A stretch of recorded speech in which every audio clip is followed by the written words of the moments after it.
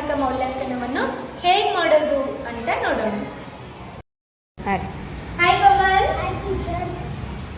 ಈ ಬಿಸ್ಕಿಟು ಯಾವ ಆಕೃತಿಯಲ್ಲಿದೆ? ಇದು ಇದು ವೆರಿ ಗುಡ್. ನಾನಿಲ್ಲಿ ಚೌಕ, ಆಯತ, ವೃತ್ತ ಎಲ್ಲವನ್ನು ಕಟ್ ಮಾಡಿ ಇಡ್ತೀನಿ. ಇದರಲ್ಲಿ ನಾನು ಯಾವ ಕಲರ್ ಕೇಳ್ತೀನೋ ಆಕೃತಿಯನ್ನ ನೀನು ನನ್ನ ಕೈಗೆ ಕೊಡಬೇಕು. ನೀಲಿ ವೃತ್ತ. Very good. ಹಸಿರು ಚೌಕ. Very good. ಕೆಂಪು ಆಯತ. ನೇರಳೆ ವೃತ್ತ.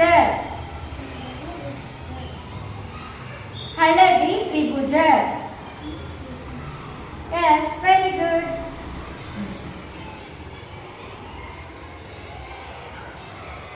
ಈಗ ನಾನಿಲ್ಲಿ ಪೇಪರ್ ಅನ್ನ ಮಡಚಿದ್ದೀನಿ. ಇದು ಯಾವ ಆಕೃತಿ ಆಯ್ತು ಈಗ? ಈಗ ಮತ್ತೆ ನಾನು ಇದನ್ನ ಈ ರೀತಿ ಫೋಲ್ಡ್ ಮಾಡ್ತೀನಿ. ಇದು ಯಾವ ಆಕೃತಿ ಆಯ್ತು? ತ್ರಿಭುಜ. ಇದು ಯಾವ ಆಕೃತಿ ಆಯ್ತು? Very good. ಈಗ ನಿಮಗೆ ಯಾವ್ದು ಇಷ್ಟ ಇದೆಯೋ ಆ ಆಕೃತಿಗೆ ಕಲರ್ ಮಾಡು.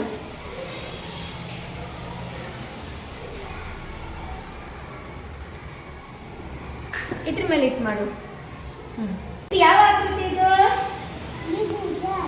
Very good. ಈಗ ನೀನ್ ನೋಟ್ಬುಕ್ ಅಲ್ಲಿ ಯಾವ್ದಾದ್ರೂ ನಿಮ್ಗೆ ಇಷ್ಟವಾಗಿರುವಂತಹ ಆಕೃತಿಯ ಚಿತ್ರ ಬರೆದು ಬಣ್ಣ ಹಾಕು.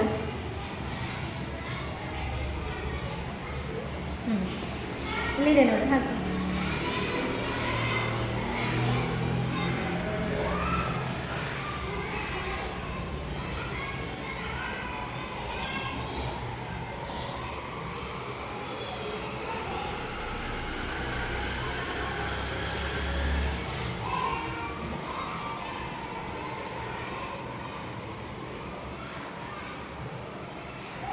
ಓಕೆ, ಯಾವ ಆಕೃತಿ ಇದು? Very good. ಕೋಮಲ್, ಈ ಎರಡು ಡಬ್ಬಗಳಲ್ಲಿ ಯಾವುದು ದೊಡ್ಡದಿದೆ? ಈ ಡಬ್ಬ ದೊಡ್ಡದಿದೆಯಲ್ಲ, ಈ ಎರಡನ್ನು ನೀನು ಎತ್ಕೋ. ಇದರಲ್ಲಿ ಯಾವುದು ಭಾರ ಇದೆ? ಹಗುರ ಯಾವ್ದಿದೆ? Very good. ಇದರಲ್ಲಿ ಇಲ್ಲಿ ಚೇರ್ ಇದೆ, ಇಲ್ಲಿ ಟೇಬಲ್ ಇದೆ. ಇದರಲ್ಲಿ ದೊಡ್ಡದು ಯಾವುದು? Very good. ಈ ಎರಡು ಬಾಟಲ್ ಇದೆಯಲ್ಲ, ಇದರಲ್ಲಿ ಉದ್ದವಾದ ಬಾಟಲ್ ಯಾವ್ದಿದೆ?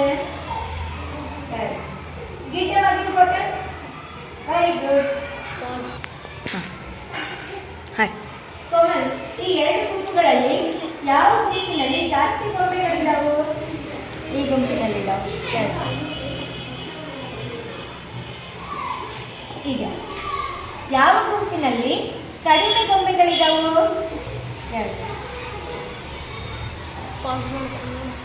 ಈಗ ನೋಡು, ಯಾವ ಗುಂಪಲ್ಲಿ ಹೆಚ್ಚಿದೆ, ಯಾವ ಗುಂಪಲ್ಲಿ ಕಡಿಮೆ ಇದೆ?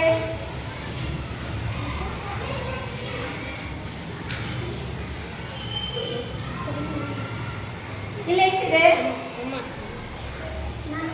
ಇಲ್ಲೆಷ್ಟಿದೆ? ಹಾಗೆ ಏನಾಯ್ತು? ಎರಡು ಗೊಂಬೆಗಳ ಗುಂಪುಗಳಲ್ಲಿ ಸಮ ಇದೆ ಅಲ್ವಾ? Very good.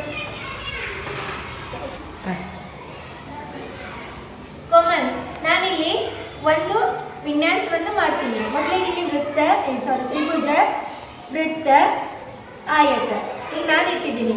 ನೀನು ಅದೇ ಥರ ವಿನ್ಯಾಸವನ್ನು ಇಡೀಗ.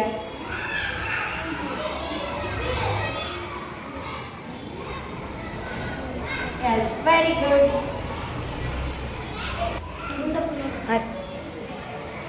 ಕೋಮಲ್, ನಾನಿಲ್ಲಿ ಒಂದು ಎಲೆಗಳನ್ನು ಬಳಸಿ ಈಗ ಯಾವ ರೀತಿಯಾಗಿ ನಾನು ವಿನ್ಯಾಸವನ್ನು ಮಾಡ್ತೀನೋ ನೀನು ಅದೇ ಥರ ಮಾಡ್ತಾ ಹೋಗ್ಬೇಕು.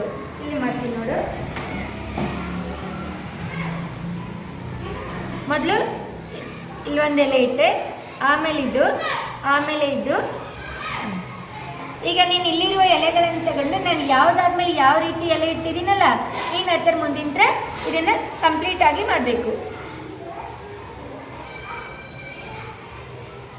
ಓಕೆ, ಇಲ್ಲಿ ಮುಂದೆ ನೀ ಹೀಗೆ ಮಾಡ್ತಾ ಹೋಗು. ಮೊದಲು ಯಾವ ಥರದ ಎಲೆ ಇಟ್ಟಿದ್ದೀನಿ ನೋಡು.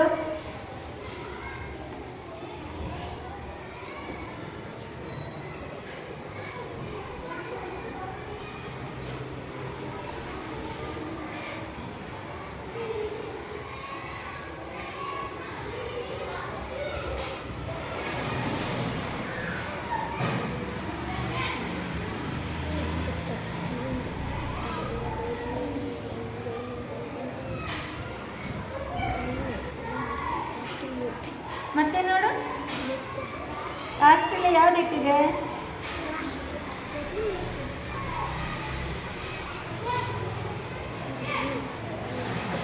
Very good. ಮೊದಲು ನಾನು ಚಿಕ್ಕದಾಗಿರೋ ಎಲೆ ಇಟ್ಟೆ, ಆಮೇಲೆ ಈ ಥರ ಮೊನಚಾದ ಎಲೆಗಳದ್ದು, ಆಮೇಲೆ ದಾಸವಾಳ ಗಿಡದ್ದು, ಆಮೇಲೆ ಈ ಒಂದು ಆಕಾರದ ಎಲೆ, ಇಷ್ಟು ಎಲೆಗಳನ್ನ ನಾನು ಇಟ್ಟಿದ್ದೆ. Very good. ಈಗ ನಾನು ಮತ್ತೆ ವಿನ್ಯಾಸವನ್ನು ಬೇರೆ ರೀತಿಯಲ್ಲಿ ಜೋಡಿಸ್ತೀನಿ. ನೀನು ನಾನು ಏನೇನು ಯಾವುದಾದ್ಮೇಲೆ ಇಟ್ಟಿರ್ತೀನೋ ನೀನು ಅದೇ ಥರ ಇಟ್ಕೊಂಡು ಹೋಗ್ಬೇಕು. ಇದೇ ಎಲೆಗಳು ಇಲ್ಲಿ ಕಡ್ಡಿ ಉಪಯೋಗಿಸ್ತೀನಿ. ಕಡ್ಡಿ ಆದ ನಂತರ ಏನು ಮಾಡ್ತೀನಿ, ಇದರಲ್ಲಿ ಮೊದಲು ಎಲೆ ಇಟ್ಟೆ, ಆಮೇಲೆ ಕಡ್ಡಿ ಇಟ್ಟೆ, ಮತ್ತೆ ಈ ಥರದ ಎಲೆ ಇಟ್ಟೆ. ಈಗ ಇದೇ ಥರ ನೀನೇನು ಮಾಡಬೇಕು, ಈಗ ಮುಂದುವರಿಸ್ಕೊಂಡು ಹೋಗ್ಬೇಕು. ಈ ಮೂರನ್ನು ನಾನು ಹೇಗಿಟ್ಟಿದ್ದೀನೋ ಅದೇ ಥರ ವಿನ್ಯಾಸವನ್ನು ಪೂರ್ಣಗೊಳಿಸಬೇಕು.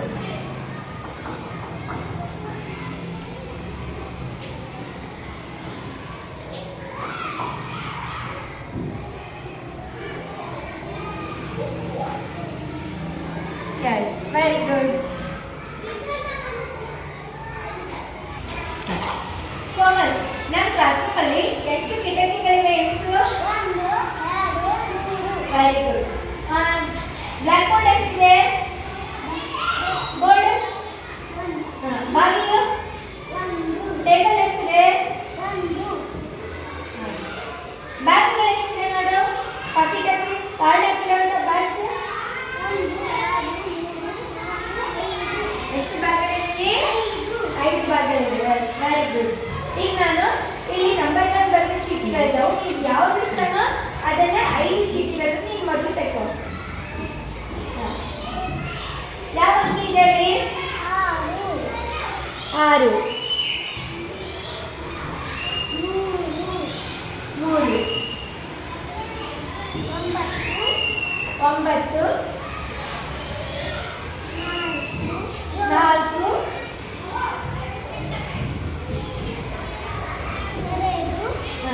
ಎಷ್ಟಿದು? S, very good. ಈಗ ನಾನು ಇಲ್ಲಿ 1ರಿಂದ 10ರವರೆಗಿನ ನಂಬರ್ಗಳನ್ನ ಬರಿತೀನಿ. ನೀವು ಅದನ್ನ ಯಥಾ ಪ್ರಕಾರವಾಗಿ ಇಲ್ಲಿ ನೋಡಿ ಬರಿಬೇಕು. ಓಕೆ, ಬರಿ.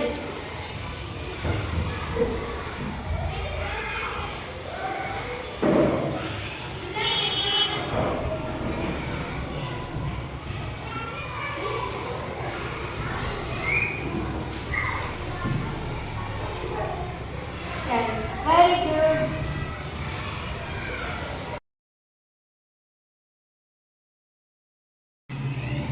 ಒಂದನೇ ತರಗತಿ ಗಣಿತ ವಿಷಯದ 1ನೇ ರೂಪಣಾತ್ಮಕ ಮೌಲ್ಯಾಂಕನವನ್ನು ಮಾಡಿದ ನಂತರ ಶಿಕ್ಷಕರ ವೈಯಕ್ತಿಕ ನಮೂದು ವಹಿಯನ್ನು ಹೇಗೆ ಭರ್ತಿ ಮಾಡೋದು ಅಂತ ನೋಡೋಣ.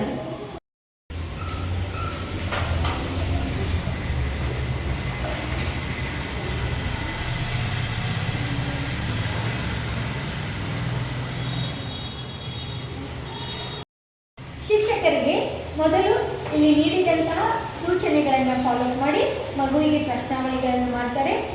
ಈಗ ನಾನು ಮಾದರಿಯಾಗಿ ಮಾಡಿರುವಂತಹ ಮಗುವಿನ ಹೆಸರು ಕೋಮಲ ಅಂತ ಇರೋದ್ರಿಂದ ನಾನಿಲ್ಲಿ ಕೋಮಲ್ ಅಂತ ಮಗುವಿನ ಹೆಸರನ್ನು ಬರೆದುಕೊಂಡಿದ್ದೀನಿ. 1ನೇ ಪ್ರಶ್ನೆಯಲ್ಲಿ ಇಲ್ಲಿ ಉಪ ಪ್ರಶ್ನೆಗಳು 3 ಇದೆ.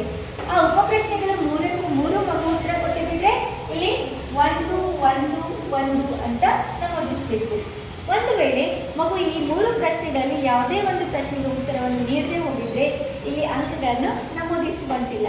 ಅದರ ಬದಲಾಗಿ ನಾವು ಈ ರೀತಿ ಡ್ಯಾಶ್ ಅಂತ ಬರಿಬೇಕು.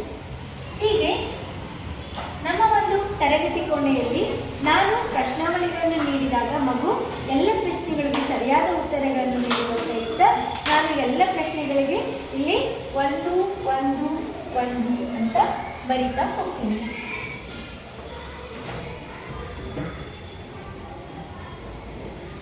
ಒಟ್ಟು ಪ್ರಶ್ನೆಗಳು ಇಲ್ಲಿ 5 ನಮಗೆ ಕ್ರಮ ಸಂಖ್ಯೆ ಇದೆ. ಆ ಒಂದೊಂದು ಕ್ರಮ ಸಂಖ್ಯೆಯಲ್ಲಿ ಒಟ್ಟು 3 ಪ್ರಶ್ನೆಗಳು ಇರೋದ್ರಿಂದ ಒಟ್ಟು ನಮಗೆ ಅಂಕಗಳು 15 ಅಂತ ಆಯಿತು. ಈ 15 ಅಂಕಗಳಲ್ಲಿ ಮಗು ಈ ಎಲ್ಲ ಪ್ರಶ್ನೆಗಳಿಗೂ ಸರಿಯಾಗಿ ಉತ್ತರಿಸಿರೋದ್ರಿಂದ ನಾವು ಒಟ್ಟು ಪಡೆದ ಅಂಕಗಳನ್ನು ಕೂಡ ಇಲ್ಲಿ 15 ಅಂತ ಬರಿತೀನಿ. ಅಕಸ್ಮಾತಾಗಿ ಮಗು ಯಾವುದೇ ಒಂದು ಪ್ರಶ್ನೆಗಳಿಗೆ ನೀವು ಉತ್ತರಗಳನ್ನು ನೀಡದೆ ಹೋಗಿದ್ರೆ ಡ್ಯಾಶ್ ಅಂತ ಹಾಕಿದ್ದೇ ಆಗಿದ್ರೆ ನಾವು ಅಲ್ಲಿ 1 ಅಂತ ಎಷ್ಟು ಬಂದಿದೆಯೋ ಆ 1ಗಳನ್ನು ಒಟ್ಟುಗೂಡಿಸಿ ಈ ಒಟ್ಟು ಪಡೆದ ಅಂಕಗಳ ಕಾಲಂನಲ್ಲಿ ಬರಿಬೇಕು. ಇನ್ನು ಶೇಕಡಾದಲ್ಲಿ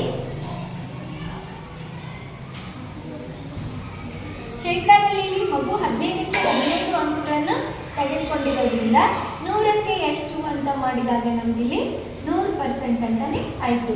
ಹಾಗಾದರೆ ಇಲ್ಲಿ ಶೇಕಡ 100 ಅಂತ ಆಗಿರೋದ್ರಿಂದ ಶ್ರೇಣಿ ಕೂಡ A+ ಅಂತ ಆಗುತ್ತೆ.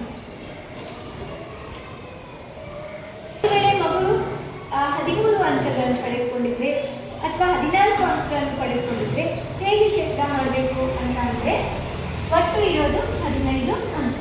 ಆ 15 ಅಂಕಗಳಿಗೆ ನಾವು ಮಗು ಎಷ್ಟು ಅಂಕಗಳನ್ನು ಪಡೆದಿದೆ ಅನ್ನೋದನ್ನ ಮೇಲೆ ಬರೀಬೇಕು, ಗುಣಿಸು 100. ಈ ರೀತಿಯಾಗಿ ನಾವು ಮಾಡಿದಾಗ ಬಂದಂತಹ ಉತ್ತರವೇ ಶೇಕಡ ಆಗಿರುತ್ತೆ. ಆ ಶೇಕಡಾವಾರು ಯಾವ ಶ್ರೇಣಿ ಅನ್ನೋದನ್ನ ಗಮನಿಸಿ ಕೊನೆಯ ಒಂದು ಕಾಲಮ್ನಲ್ಲಿ ಬರೀಬೇಕು.